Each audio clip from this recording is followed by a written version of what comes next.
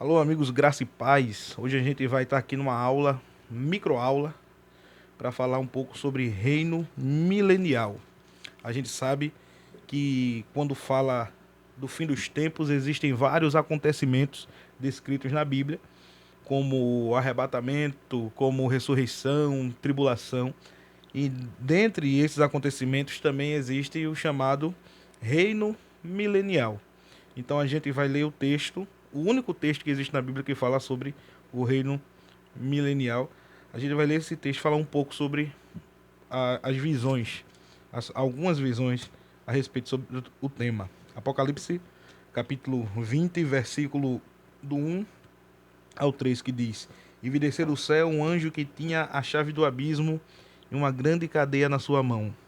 Ele prendeu o dragão, a antiga serpente que é o diabo e Satanás, e a amarrou por 1000 anos. E lançou-o no abismo, e ali o encerrou, e pôs o selo sobre ele, para que não mais engane as nações, até que os 1000 anos se acabem.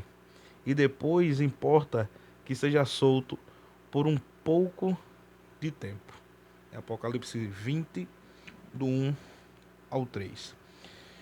Então, dentre esses acontecimentos que tratam, que vão acontecer no fim, a Bíblia fala nesse texto de Apocalipse 20 sobre o reino milenial. Então, para a gente entender ou tentar entender o que é esse reino milenial, a gente precisa fazer duas perguntas. Primeira pergunta: se esse reino de fato é literal, ou seja, se ele é um reinado de Cristo sobre a terra durante 1000 anos, ou se ele é um reino espiritual, né, de Cristo, um reino espiritual de Cristo e não literal.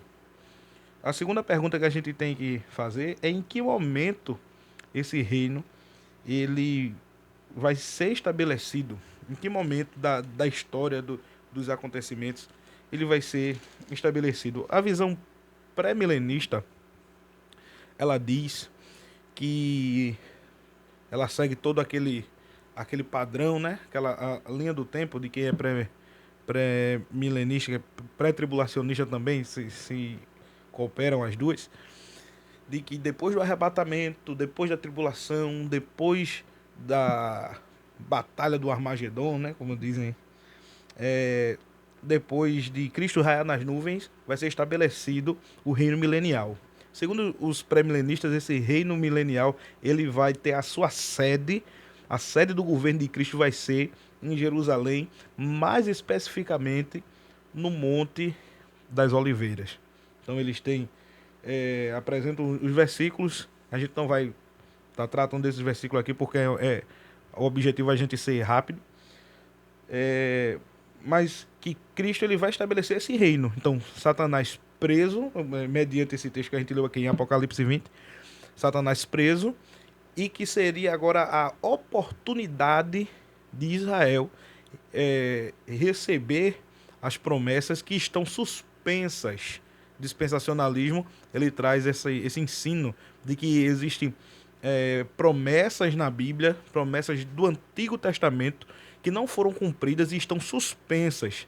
Então, como a palavra de Deus ela não falha, então, como Israel rejeitou o Evangelho, então o privilégio foi concedido aos gentios. Então, depois que a igreja for salva, aí agora é a vez de Israel ter esse relacionamento com Deus, de receber essas promessas, ver essas promessas cumpridas.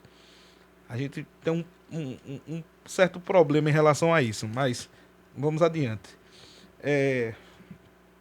Então, agora esses 1000 anos de paz, 1000 anos de prosperidade na presença de Jesus Cristo, pessoalmente, ele como sendo governador, a igreja seria os seus embaixadores sobre a terra num corpo glorificado, e uh, Israel teria agora essa missão de propagar a palavra, pregar a respeito do reino, né? Falar a respeito de Jesus aos seus filhos, a sua descendência, porque teriam ainda agora que crer em Deus, apesar de que Jesus já está reinando, mas haveriam aqueles que não hão de crer. Então Israel tem essa missão de trazer a mensagem de Deus a essas pessoas que vão nascendo. Apesar disso, a visão pré-milenista, ela vai dizer que pessoas, porque o texto diz que o diabo vai ser solto, então o pré-milenismo ele vai dizer que o diabo vai ser solto, vai convencer ainda uma parte dessas pessoas que já nasceram no reino milenial para levá-las ao inferno. Então, resumidamente, essa é a visão do reino milenial dentro da visão pré-milenista. A visão pós-milenista, vamos tratar dela agora, ela não acredita num reino literal de Cristo, mas ela acredita na manifestação desse reino. Primeiro, esse reino é espiritual, mas à medida que o tempo vai passando,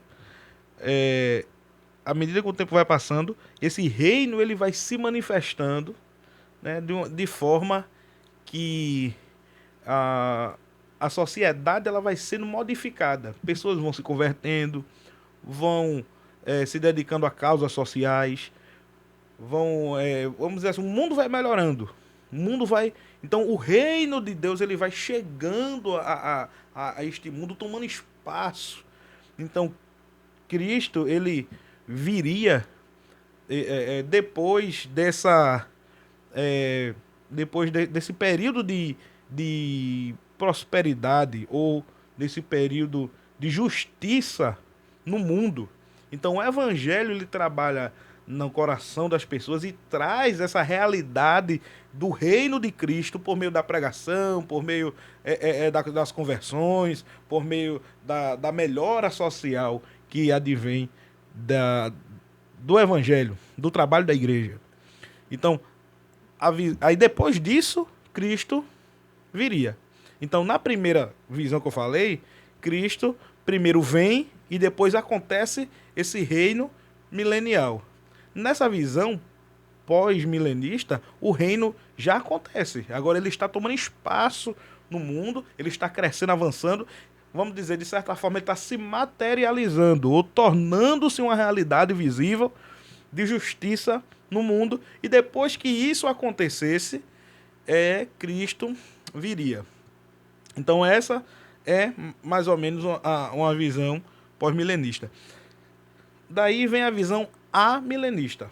A visão amilenista ela também não acredita num reino literal, mas ela já diz que Cristo ele já é rei, né? Primeiramente, ele sempre foi rei por ser parte da Trindade, mas como um rei, vamos dizer assim, rei e sacerdote mediante a obra da salvação, ele é rei desde que morreu e ressuscitou. Quando ele diz, a mim foi dado tanto poder no céu e na terra. Então, quem é adepto dessa visão, que é a visão que eu também, eu creio, né, eu sigo essa orientação também amilenista, de que o reino milenial, ele já está, ele já existe. E de que o diabo, ele está preso. Alguém pode perguntar, mas a Bíblia diz que no reino milenial o diabo está preso. E a gente vê tanta coisa ruim acontecendo no mundo, tantos países, né, apesar de o diabo estar preso, mas tem nações que não acreditam em Deus e tem crente preso no mundo por causa do evangelho. Mas quem pode impedir o avanço do evangelho? Ninguém. O amilenista, ele acredita que o diabo está preso de uma maneira que ele não pode impedir o avanço do evangelho, o avanço da igreja, mas não que ele está totalmente sem agência no mundo, não. Ele opera no mundo, porém, apesar de toda a sua operação, apesar de todo o seu trabalho contrário à obra da pregação, à obra de Cristo, ele não pode impedir essa obra. Mas que no fim haverá uma grande apostasia. Então, o que é que o reino milenial pro amilenismo? É um reino que ele já reina no coração da igreja, no coração do salvo, ele já opera, ele já é rei, a igreja o adora como rei, não como um rei futuro, mas sim como um rei presente, um rei é, eterno, e que aguarda a manifestação da sua glória, ou seja, aguarda o arrebatamento. Existe um tipo de amilenismo que ele não acredita em arrebatamento, mas o arrebatamento eu vejo como uma coisa muito clara na Bíblia. E eu não conheço um amilenista que não acredita em arrebatamento. Pelo menos entre o meu círculo de pessoas que eu conheço que acreditam nessa visão, todos acreditam em arrebatamento. Então, depois que é, a igreja sofrer o que tem de sofrer na tribulação, porque geralmente se acredita também no meio reformado que a igreja ela vai passar por esse período de tribulação e depois, no momento da tribulação, Jesus Cristo raia nas nuvens, ele arrebata a sua igreja, ele dá-se ali o andamento do juízo final e depois novo céu e nova terra. Porém, para nós, esse reino ele já existe. Esse reino ele já opera na nossa vida e que naquele grande dia, quando Cristo voltar, todo joelho se dobrará, reconhecendo assim. A igreja já reconhece, mas o mundo ímpio ainda não entende que ele é rei. Então, nesse dia, ele vai salvar aquele que ele escolheu, ou seja, a igreja, e ele vai condenar os ímpios. Se ele não for rei para coroar, né, como é para a igreja, ele é o rei que vai nos coroar, que vai, mediante a sua obra, estar salvando, glorificando o corpo e fazendo-nos participantes da sua glória. Para outros, ele vai ser o rei que vai dar aquela palavra de juízo e de condenação e, enfim, a palavra final, como alguém que viveu a vida inteira ofendendo a realeza de um verdadeiro rei, e o rei dos reis. Então, minha gente, de maneira resumida, eu falei aqui um pouco das três visões referentes a esse reino. Qualquer dúvida, existem livros, tanto de diferentes linhas que você queira se aprofundar. Então, eu acho que é isso. Que Deus abençoe a cada um. Eu vou compartilhar um link aí no grupo dos meninos que gostam aí de estudar esses temas. E por hoje é só. Se precisar, se alguém quiser, a gente fala mais um pouco sobre esse tema, sobre algum outro tema, de uma forma mais detalhada. Mas essa foi a nossa microaula.